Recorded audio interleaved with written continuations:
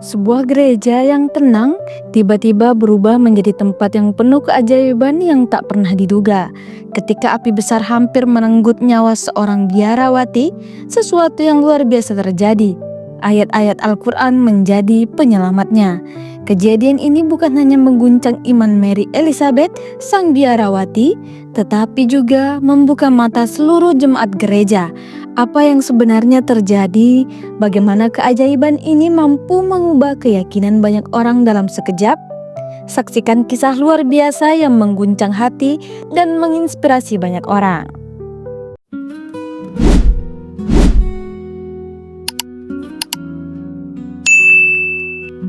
Assalamualaikum warahmatullahi wabarakatuh.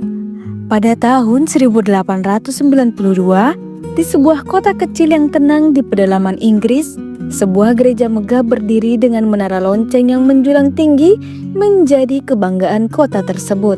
Gereja ini tidak hanya berfungsi sebagai tempat ibadah, tetapi juga sebagai pusat kehidupan sosial dan pendidikan bagi masyarakat sekitar. Di sanalah Mary Elizabeth, seorang biarawati muda yang taat, mengabadikan hidupnya.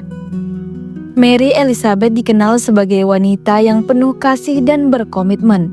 Setiap pagi, ia mengenakan jubah biarawati yang bersih dan rapi, lalu pergi mengajar di sekolah gereja, tempat di mana ia mengajarkan moral, etika, dan ajaran agama kepada anak-anak Kristiani. Murid-muridnya menganggapnya sebagai sosok yang lembut dan penuh perhatian, namun tetap disiplin dalam mengajarkan nilai-nilai keimanan. Selain mengajar, Mary Elizabeth menjalani kehidupan yang religius yang penuh devosi. Setiap sore, ia berdoa di depan altar gereja, memohon bimbingan dan kekuatan dari Tuhan. Gereja baginya adalah tempat yang memberikan kedamaian dan kekuatan spiritual. Namun ada satu hal yang sering membuatnya merasa heran.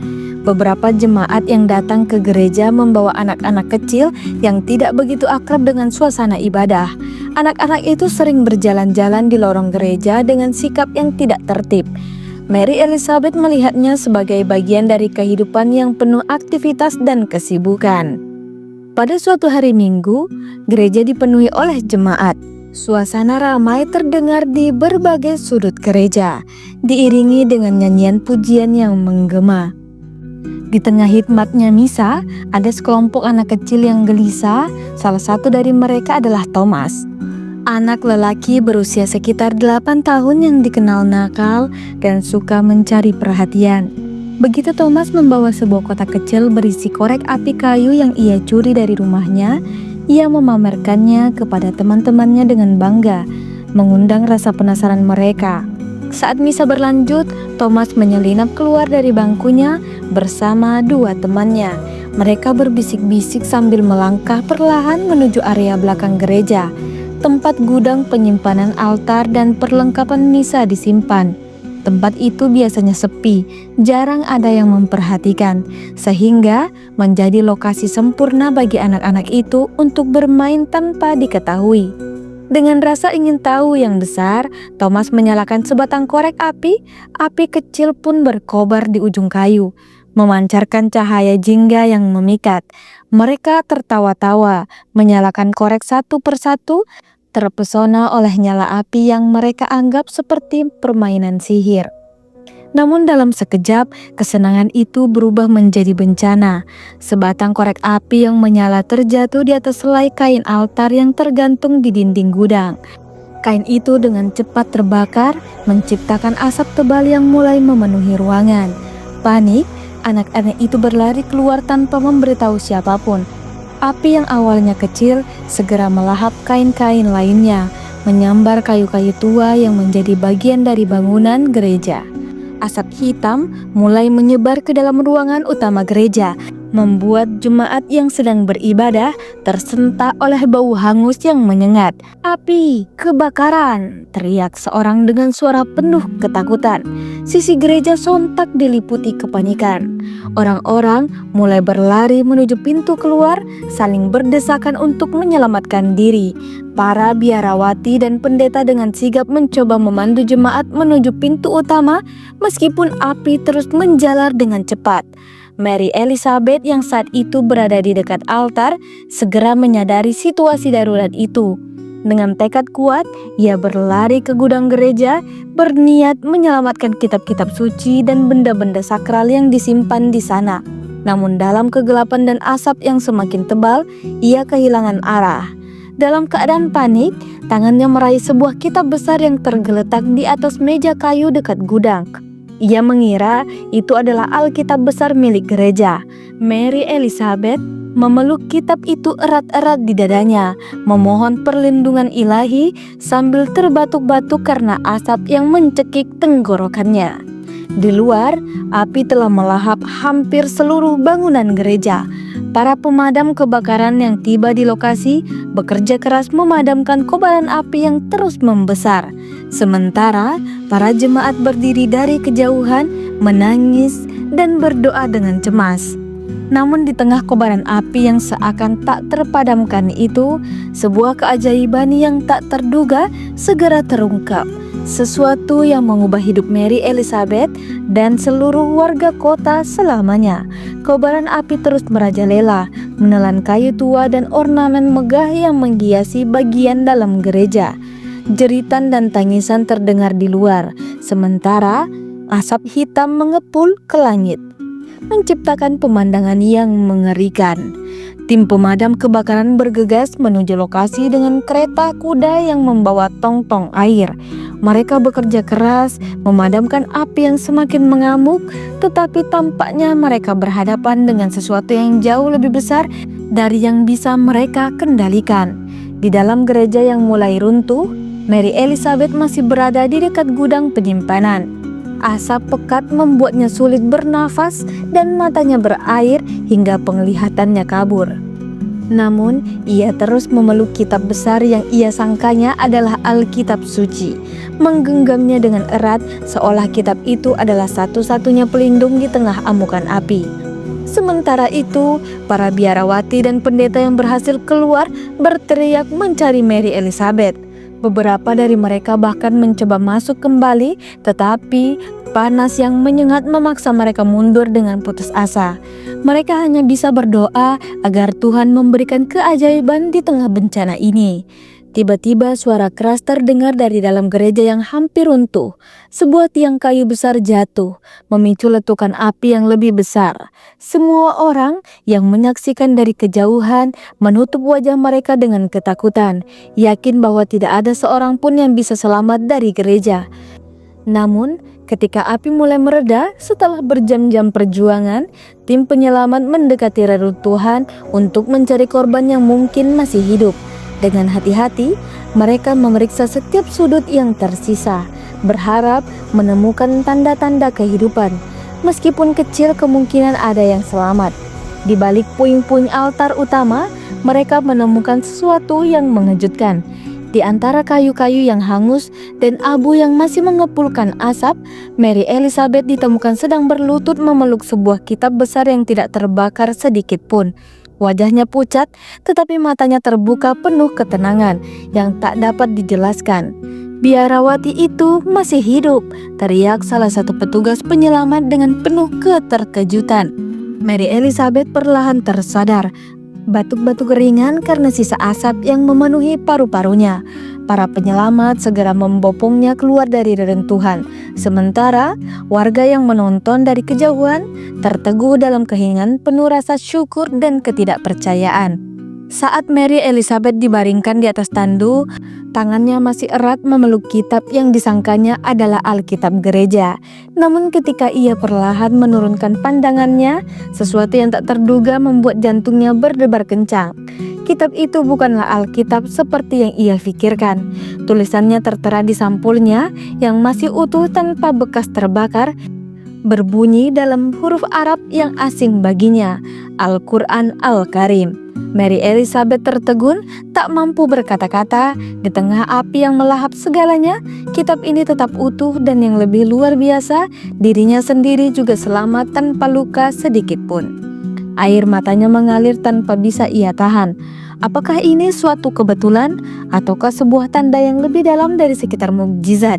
Ia menggenggam kitab itu lebih erat dengan rasa syukur yang bercampur kebingungan.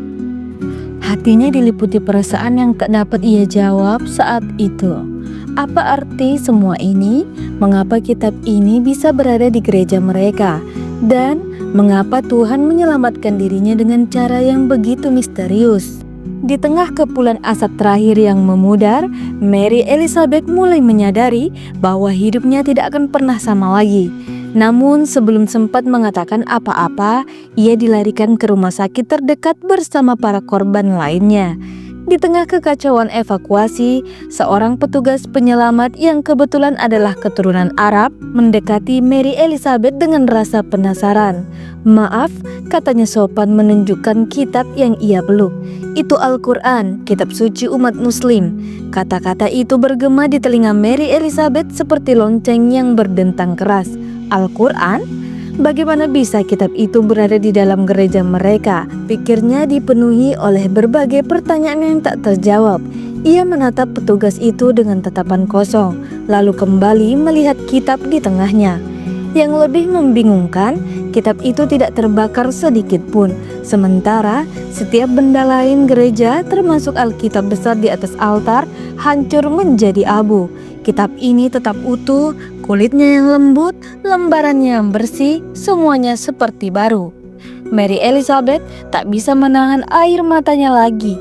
"Ini bukan kebetulan," bisik hatinya. Keesokan harinya, berita tentang kebakaran gereja menyebar dengan cepat ke seluruh kota kecil itu.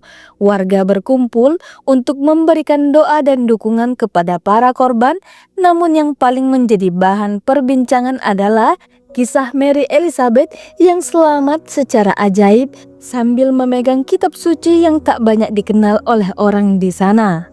Seorang dokter yang memeriksanya bahkan terkejut mengetahui bahwa Mary Elizabeth tidak mengalami luka bakar sedikit pun, meskipun ia berada di titik paling berbahaya di dalam gereja yang runtuh. Luka-lukanya hanya berupa goresan ringan akibat puing-puing kayu yang jatuh, tetapi tidak ada bekas terbakar di kulitnya. "Ini adalah mukjizat," gumam sang dokter dengan kagum. Mary Elizabeth tidak bisa menolak kenyataan itu lagi. Keajaiban telah terjadi dan kitab yang dipeluknya seolah-olah menjadi pelindung di tengah kebakaran api yang mematikan. Hatinya dipenuhi rasa syukur yang dalam, tetapi juga keraguan dan kebingungan spiritual. Bagaimana mungkin sebuah kitab suci yang bukan dari agamanya bisa menyelamatkan hidupnya? Hari-hari berikutnya, Mary Elizabeth berusaha mencari jawaban. Ia bertanya kepada siapapun yang mungkin tahu tentang Al-Quran. Tetapi di kota kecil yang mayoritas penduduknya penganut agama Kristen, tak banyak yang tahu tentang kitab itu. Hanya beberapa pedagang asing yang pernah mendengar tentang Islam. Tetapi pengetahuan mereka pun terbatas. Rasa ingin tahu Elizabeth semakin kuat. Ia memutuskan untuk mempelajari kitab itu sendiri, meski ia tidak memahami bahasa Arab. Ia yakin Tuhan telah menunjukkan sesuatu yang penting melalui kejadian ini. Dalam hati yang merasa dipanggil untuk memahami makna di balik keajaiban yang dialami. Malam-malamnya dipenuhi dengan doa dan renungan untuk pertama kalinya dalam hidupnya. Ia merasakan ketenangan batin yang berbeda ketika menyentuh dan membaca terjemahan Al-Quran yang akhirnya berhasil ia temukan di perpustakaan kota besar terdekat. Mary Elizabeth mulai membaca dengan penuh perhatian. Ia mendapati bahwa isi Al-Quran berbicara tentang cinta kasih sayang, keadilan dan keimanan kepada Tuhan yang Esa. Setiap ayat yang dibacanya membuat dadanya bergetar dan hatinya bergerak seolah Tuhan yang sedang berbicara langsung kepadanya. Hari-harinya dipenuhi dengan membaca dan mempelajari kitab suci yang telah menyelamatkannya. Mary Elizabeth mulai melihat dunia dengan cara yang berbeda. Ayat-ayat tentang kehidupan, kematian, dan akhirat membuka pikirannya pada konsep keimanan yang baru ia mendapati, bahwa banyak yang ia pelajari selama ini memiliki kemiripan dengan isi Al-Quran, tetapi ada kedalaman spiritual yang tak pernah ia sadari sebelumnya. Ia kemudian mencari seseorang yang bisa membantunya memahami lebih banyak tentang Islam. Melalui seorang pedagang dari Timur Tengah yang sering berkunjung ke kota itu, ia diperkenalkan kepada seorang ulama muslim yang tinggal di kota pelabuhan terdekat. Dengan penuh semangat, ia menempuh perjalanan panjang untuk bertemu dengan ulama tersebut. Saat akhirnya bertemu, Mary Elizabeth menceritakan seluruh kisah yang dialaminya, dari kejadian kebakaran kitab Al-Quran yang selamat hingga perubahan besar dalam hatinya. Sang ulama mendengarkan dengan penuh perhatian, lalu berkata dengan lembut, Allah menunjukkan tanda-tandanya kepada siapa yang Dia kehendaki. Tidak ada kebetulan dalam hidup ini. Selama berminggu-minggu, Mary Elizabeth mempelajari Islam secara intensif. Di bawah bimbingan ulama tersebut, ia belajar tentang akidah, ibadah, dan nilai-nilai dalam Islam. Ia menemukan keindahan dalam doa, kedamaian dalam berserah diri kepada Tuhan, dan keterhubungan dengan sesama manusia yang tidak memandang perbedaan. Setelah melewati proses panjang penuh doa dan renungan, Mary Elizabeth akhirnya membuat keputusan terbesar dalam hidupnya. Di sebuah masjid kecil yang sederhana dengan disaksikan oleh beberapa saksi, ia mengucapkan 2 kalimat syahadat. Aku bersaksi bahwa tidak ada Tuhan selain Allah, dan aku bersaksi bahwa Muhammad adalah utusannya. Air mata mengalir deras di wajahnya saat ia menyelesaikan kalimat itu. Mary Elizabeth telah menjadi seorang muslimah. Hatinya dipenuhi rasa syukur yang tak terhingga. Untuk pertama kalinya dalam hidupnya, ia merasakan kedamaian yang mendalam, seolah seluruh pencarian spiritualnya telah berakhir. Mary Elizabeth kembali ke kota kecil tempat ia dulu menjadi biarawati. Warga kota yang mendengar kabar tentang perjalanannya dan keputusannya berpindah keyakinan awalnya terkejut. Namun, mereka tidak bisa mengabaikan kisah luar biasa tentang keajaiban yang ia alami dan perubahan besar dalam hidupnya. Ia mulai berbicara dengan rendah hati kepada orang-orang yang penasaran tentang Islam, bukan untuk memaksa tetapi untuk berbagi kisah hidupnya yang penuh keajaiban. Banyak yang datang kepadanya untuk mendengarkan dan belajar lebih banyak. Beberapa dari mereka bahkan mulai tertarik untuk mempelajari Al-Quran, terinspirasi oleh perjalanan spiritual Mary Elizabeth. Dalam waktu beberapa tahun, kota kecil itu berubah menjadi tempat yang penuh dengan kerukunan dan saling pengertian antar agama. Mary Elizabeth yang kini dikenal sebagai Maryam Eliza menjadi sosok yang dihormati dan dikenang sepanjang masa. Ia mengabadikan hidupnya untuk menyebarkan pesan cinta, kasih sayang, dan keimanan yang ia temukan dalam Al-Quran. Perjalanan spiritualnya membuktikan bahwa Tuhan bekerja dengan cara yang misterius dan penuh keajaiban. Kitab suci yang menyelamatkannya dari api bukan hanya menyelamatkan tubuhnya, tetapi juga menyelamatkan jiwanya, mengubah hidupnya selamanya. Waktu berlalu, dan Mary Elizabeth yang kini dikenal sebagai Maryam Eliza menjalani hidupnya dengan damai, menjadi seorang guru pemimpin spiritual dan sosok yang dihormati di kota kecil itu. Rumah sederhana yang dulu ia tinggali telah berubah menjadi tempat belajar bagi siapa saja yang ingin memahami lebih dalam tentang kehidupan dan spiritual. Namun satu hal yang tetap ia jaga adalah kisah luar biasa yang telah mengubah hidupnya. Selama bertahun-tahun, ia tidak pernah berniat menyebarluaskan kisah kebakaran gereja dan mukjizat yang menyertainya. Baginya, itu adalah perjalanan yang sangat pribadi antara dirinya dan Tuhan. Namun suatu malam yang tenang, saat bulan bersinar terang di langit, ia merasa bahwa waktunya telah tiba untuk berbagi kisah itu kepada dunia. Maryam Eliza mengundang warga ke tempat kecil di samping rumahnya yang juga berfungsi sebagai tempat belajar penduduk dari berbagai latar belakang Kristen, Muslim, dan bahkan mereka yang tidak beragama berkumpul dengan penuh rasa ingin tahu.